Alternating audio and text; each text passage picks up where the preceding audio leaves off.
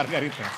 Pemilu saat ini adalah pemilu yang sangat brutal, bukan hanya TSM. Jadi kalau bicara soal MK itu pesimis, tapi bicara soal hak angket maka akan terbongkar semuanya. Dan harapannya adalah gerakan ekstra parlementer itu yang diharapkan.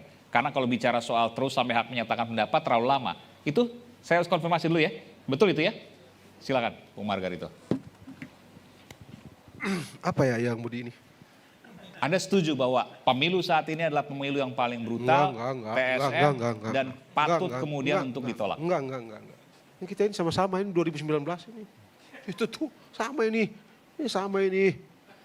Sama nggak ada nih, kosong ini. Biasa, dulu kita yang kalah ini juga ngomong begini. Karena kalah? Kalah dulu juga begini ngomongnya kok. Oh ini ganda ini. Karena kalah maka ngomongnya seperti ini. Ya? Padahal pemilunya berjalan biasa saja. Itu ya. Bawaslu situ depan itu tuh. Iya.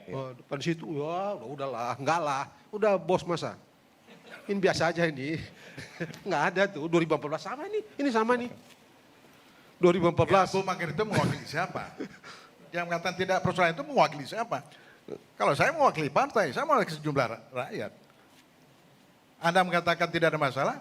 Oh, bahaya sekali. Dan itu tidak mendidik, sorry. Oh enggak, kalau kita mengatakan bahwa terlalu banyak fakta. Enggak begini. Kalau bilang ada masalah, iya. Kalau bilang brutal dari sepanjang pemilu, tidak juga. Kita di jalan kok. Sampai tengah-tengah malam kok 2019 itu. Ini Mbak Beni ini sini di belakang-belakang sini. Ini orang-orang ini nih. Bagaimana belum lagi kita di mana di ujung Menteng itu ada Bos Ferry, ada lalu. Hatam kita nusul pemilu kemarin. Ini enggak lah. Enggak kok. Bung Ferry, Anda mau sedikit saja sebelum saya break, Anda sedikit saja bisa menyampaikan bahwa ini pemilunya biasa-biasa aja. Enggak begini bos. Suara kalah aja. Enggak begini Aiman. Kamu jangan adu. Saya nanya. No, jangan kamu adu. Saya ngerti cara main kamu. Ini bukan soal saya adu, ngerti ini bicara cara soal kamu main. Iya, saya mengerti cara kamu main. Saya ngerti. Saya ngerti permainan ini. Ngerti permainan. Jadi jangan kamu, biar supaya kita satu-satu, kita mau bicara tentang bangsa ini, kita bicara pada kecil ini. Silakan. Kamu mau apa? Saya begitu itu loh. Anda jangan salah loh. Ini orang bola-balik bicara curang. Anda ini tersangka kan? Karena Anda saya bilang saksi Bung Margarito. No. Kalau saksi begini. Enggak supaya total ini. Enggak supaya beres. Ad hominem. Ya, ad hominem itulah menyerang pribadi karena saya nggak tahu juga kenapa kemudian saya menanyakan apa yang kemudian Anda sampaikan kepada Bung Ferry. Kenapa Anda takut? Enggak, tidak takut. Oh ya kalau gitu Anda dengarkan. Kalau gitu Anda dengarkan dong. Silakan Bung Ferry. No, tidak begini supaya kita ini diskusi ada arah. Mungkin beres. ngomong dikit lagi kasih aja. Makanya supaya beres. Supaya kita tidak muter-muter. Silakan, ini sudah 14 hari. Dari tanggal 14 sampai dengan tanggal berapa? Tambah 15, tambah 5, 20 hari. 20 hari. Ya kan? Silakan. Bolak-balik itu juga. Curang. Sementara kalau kita bicara mengenai pemilu, undang-undang pemilu. Curang itu diselesaikan di Bawaslu, prosedur itu, administrasi macam-macam yang Anda bilang macam-macam, pergi ke situ. Begitu kerangka kerja pemilu. Ini sudah 20 hari. Oke. Bola-balik siang malam. Jadi salah membahas ini salah? Membahas ini saya salah? Saya nggak tahu deh, salah apa enggak. Enggak, menurut Anda gimana? Enggak, kalau saya sih nggak ada faedah lagi. Nggak ada faedah, tapi Anda datang ke sini? Anda datang ke sini? Kalau saya hormat aja. Bahwa Anda datang, Anda tahu topiknya, Anda datang ke sini artinya dan Anda merasa bahwa itu nggak ada faedah, nggak masuk akal. Hak angket boleh tapi, hak angket boleh ya. Urusan ini kok angket itu kan hak yang diberikan pada DPR. DPR boleh ya. Sebagai institusi. Ya. Penggunaan hak itu digantungkan pada sejumlah syarat. Ya. Satu diantaranya misalnya harus diusulkan oleh tidak kurang dari 25 orang, lebih dari satu fraksi. Ya. Lalu setelah itu dibawa ke pimpinan, dibawa ke paripurna, baru diputuskan di paripurna. Jalan atau tidak? DPR. Oke. Konstitusi. Boleh ya, boleh ya. Bukan soal boleh dan tidak boleh. Konstitusi bilang ini hak DPR. Tapi boleh. Hak ini hak DPR. Ya. Mana ada hak dilarang? Oh setuju, boleh berarti. Ya. Tapi penggunaannya digantungkan pada sejumlah syarat. Tadi saya bilang, salah satu syaratnya adalah diusulkan tidak kurang dari 25 orang, lebih dari satu fraksi.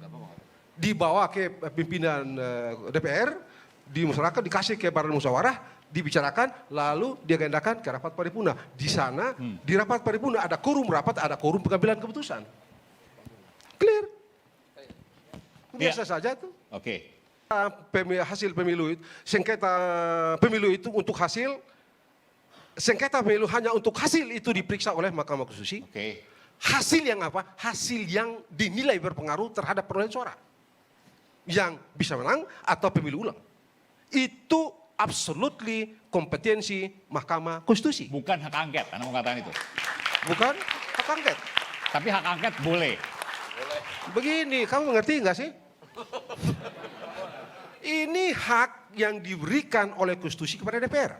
Penggunaannya digantungkan Iya pada boleh, sejumlah tapi syarat. kan boleh. Bukan tidak boleh, enggak, tidak tepat premis yang kamu pakai. Jadi Karena apa? ini hak, Oke. tergantung orang. Iya. Kalau dia mau pakai, ya pakai. Oke. Bagaimana dia sukses dan tidak sukses tergantung pada apakah dia memenuhi syarat atau tidak. Kalau dia tidak memenuhi syarat, tidak bisa. Ya syaratnya apa tadi? Sekali lagi saya bilang, 25 orang, setidaknya 25 orang, lebih dari satu fraksi, betul. diusulkan. Baru diagendakan di ketua pakai Bamus, baru diagendakan. Bawa ke dalam sidang paripurna. Tapi Sidang itu tidak paripurna akan mempengaruhi ada apa-apa. quorum sidang, ada quorum pengambilan keputusan. Iya, paham. Kalau itu terpenuhi semuanya, barulah dibentuk panitia. Tapi di luar semua itu, hak angket nanti misalnya jalan, MK jalan, Anda memprediksi nggak akan terjadi sesuatu yang perubahan. Semua Anda anggap ini sudah berjalan dengan baik, jadi nggak akan berubah signifikan. Apa yang Anda minta dengan saya perkirakan perubahan itu? Ada hak angket nanti misalnya jadi, lalu kemudian Mahkamah Konstitusi dilakukan Nggak, sidangnya. begini. Apakah akan ada perubahan atau tidak? Apa yang berubah? Hasilnya pemilu atau Nggak mungkin bisa. pemilu ulang? Nggak Maka, akan mungkin. Anda mau bicara sistem atau Anda berkelahi? Saya mau tanya sama Anda. Anda mau bicara sistem atau berkelahi? Saya bertanya itu, jawabannya apa? No.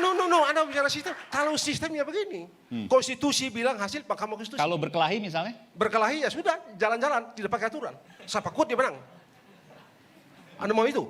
Ini maksudnya ekstra Anda mau parlementer itu? tadi, bukan? Itu pertanyaan saya. Kalau tidak itu Anda bicara konstitusi, Anda bicara Enggak, berkelahi itu maksud Anda itu undang-undang nomor ekstra 7 dan parlementer 7. itu bagian dari. Tidak bisa Anda bicara konstitusi, Anda bicara undang-undang 7 2017. Anda suka atau tidak, senang atau tidak. Kalau Anda bicara dulu itu kita berkelahi.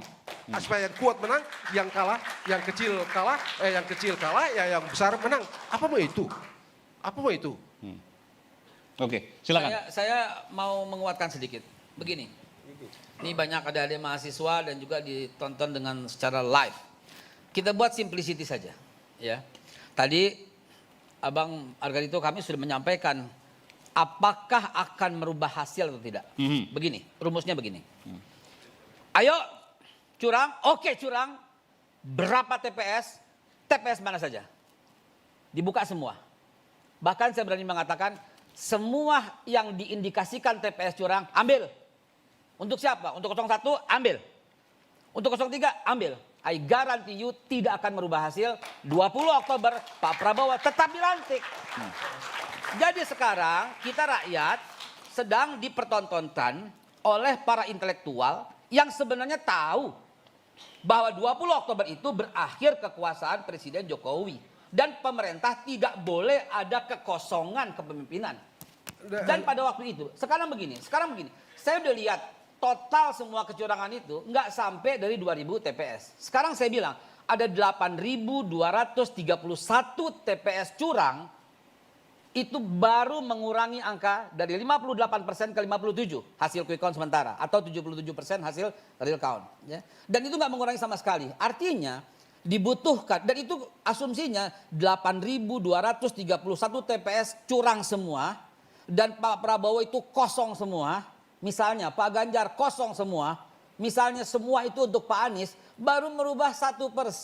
Angka Pak Anies naik, Pak Ganjar tetap dan Pak Prabowo turun. Jadi sebenarnya boleh-boleh saja kita begini supaya anak-anak mahasiswa yang muda-muda ini bisa belajar berdemokrasi. Hak angket silahkan akan merubah semua struktur yang ada di dalam. Nggak ada masalah buat hak angket, silahkan. Karena hak angket itu ketika diteliti semua bukan hanya meneliti presiden. Jangan lupa. Yang pertama kali menyampaikan ini adalah Pak Ganjar. Kenapa? Karena dia kecewa. Dia kecewa angkanya tidak sesuai dengan prediksinya. Tapi jangan lupa juga, asal muasal ini semua adalah ketika Ibu Puan mau ambil Gibran. Mas Gibran nggak mau. Yang kedua, Pak Ahmad Ali dari Anies juga, dan Pak Anies udah ketemu sama Gibran. Gibran nggak mau. Oh jadi masalahnya di Gibran ini ya. Akhirnya, sebentar. Akhirnya, setelah Pak Ganjar ketemu dengan Gibran nggak mau. Dalam lari pagi, dalam sidang, dalam pertemuan, Pak Anies juga nggak mau. Akhirnya Mas Gibran mau dengan Pak Prabowo. Dan kemudian diadakanlah pemilu. Dan ternyata rakyat menang. Beberapa pemilu yang diindikasi curang, diulangi tetap menang.